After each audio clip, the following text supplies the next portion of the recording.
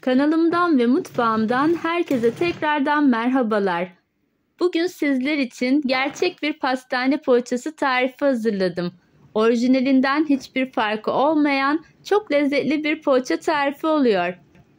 Bu poğaça tarifini denedikten sonra kesinlikle bir daha pastaneden hazır poğaça almayacaksınız. Sözü çok uzatmadan hemen tarifimin detaylarına geçiyorum. Hepinize iyi seyirler dilerim. Poğaçamızın hamuru için öncelikle 4,5 su bardağı unumu güzelce bir eliyorum. Mutlaka ununuzu eleyerek kullanın. Elemiş olduğum unu tezgahımın üzerine döküyorum. Bu hamuru tezgah üzerinde yoğurursanız işiniz daha kolay olacaktır. Şimdi ortasını havuz şeklinde açtıktan sonra yarım su bardağı soğuk suyumun içerisine 30 gram yaş maya ilave ediyorum. Bu tarifte mutlaka yaş maya kullanın ki sonuç daha güzel olsun. Kuru maya ile de yapılıyor ama aynı lezzeti alamıyorsunuz açıkçası. Yaş mayamı soğuk suyumun içerisinde güzelce karıştırıp açtıktan sonra hamurumun orta kısmına döküyorum. Bu arada eklediğiniz su muhakkak soğuk su olsun ki hamuru toparlamanız daha kolay olur. Aksi halde ılık ya da sıcak su eklerseniz hamurunuz hem daha çok un alır hem de daha zor toparlanır. Şimdi bir tane yumurtanın sarısını üzeri için ayırıyorum ve kalan kısmını yine hamur malzemelerimin içerisine ekliyorum. Burada da 2 yemek kaşığı toz şekerim var. Toz şekerimi de ekledikten sonra bir çatal yardımıyla tüm malzemeleri şöyle güzelce bir karıştırıyorum. Poğaça hamurumuza tuzu en son ilave ediyoruz ve tuzu unun kenar kısımlarına döküyoruz. Aksi halde direkt mayayla nüfuz ederse mayanın aktifleşmesine engel olacaktır. Bugün yapmış olduğumuz poğaça hamurumuzda eritilmiş ve suyundan arındırılmış yağ kullanacağız. Burada 250 gram kadar tereyağım var. Öncesinde tavanın içerisinde erittim ve sonrasında da bu şekilde dondurdum ve altında biriken bu suyunu da süzerek alıyorum.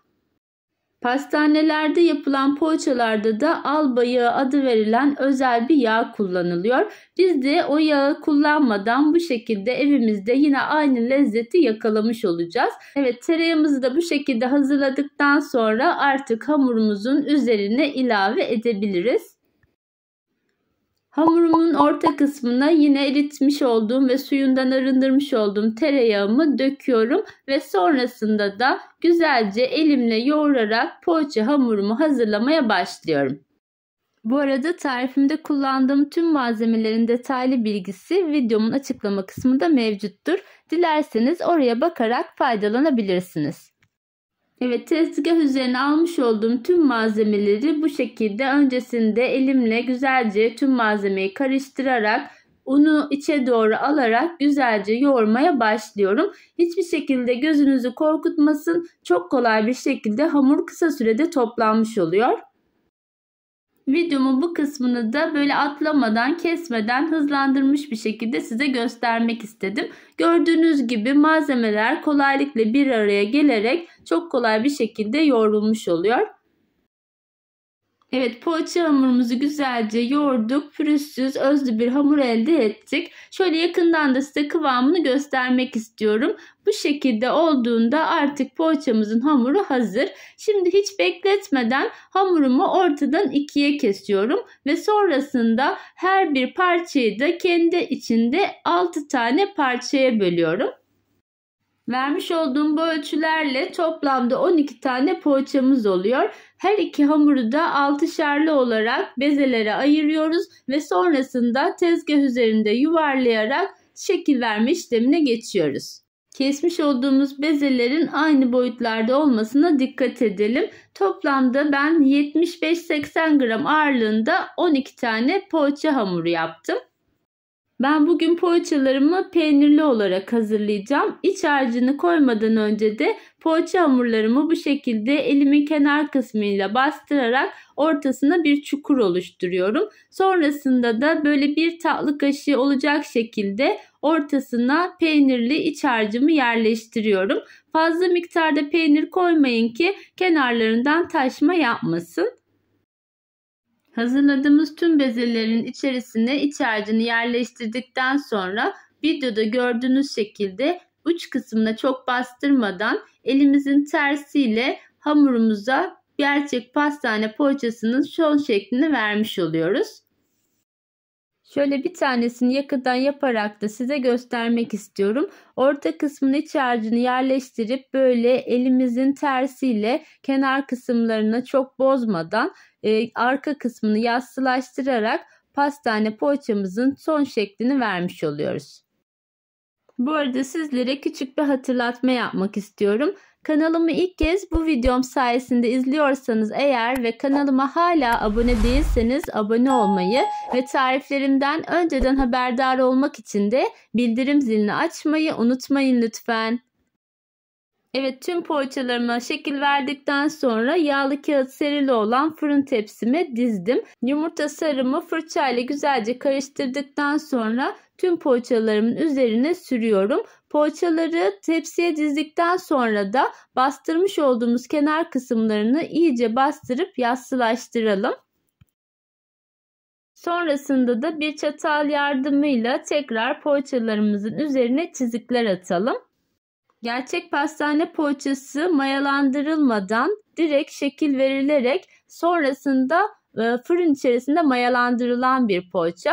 Bu işlemi yaparken de fırınımızı 50 derecede açıp ısıtalım. 50 derecede ısınmış alt üst ayarlı fırında poğaçalarımızı fırın içerisinde mayalandıracağız. Gördüğünüz gibi 50 derecede yaklaşık yarım saatte bu şekilde poğaçalarım çok güzel mayalandı ve kabardılar. Şimdi tekrar fırınımın içerisine poğaçalarımı yerleştiriyorum ve 50 derece olan ısıyı 180 dereceye çıkarıyorum. Yine 180 derece alt üst ayarda poğaçalarımı yaklaşık 15-20 dakika arasında pişiriyorum. Sizler de lütfen fırınınızın ayarına göre kontrollü olarak poğaçalarınızı pişirin. Evet, fırında pişen poğaçalarımın şöyle son halini yakından da size göstermek istiyorum. Gördüğünüz gibi çok güzel kabardılar ve çok lezzetli görünüyorlar. Şöyle bir tane poğaçamı alarak yakından da size hem yumuşaklığını hem de iç dokusunu göstermek istiyorum. İçi yumuşacık, dışı da çok güzel kızarmış harika bir pastane poğaçası oldu. Bu tarifimi mutlaka sizlerin de denemenizi tavsiye ediyorum. Bu tarifi denedikten sonra kesinlikle pastaneden bir daha hazır poğaça almayacaksınız. Bugün sizler için evinizde gerçek pastane poğaçası nasıl yapılır paylaşmak istedim. Umarım tarifim sizlerin de hoşunuza gitmiştir. Tarifim hakkında varsa sorularınız, görüş ya da önerileriniz yorumlar kısmına bekliyorum. Tarifimi deneyecek olan herkese de şimdiden afiyet olsun diyorum. Kanalıma destek olmak için videomu beğenmeyi ve kanalıma abone olmayı unutmayın lütfen. Başka güzel tariflerde yeniden görüşmek üzere. Hoşça kalın, sağlıcakla kalın.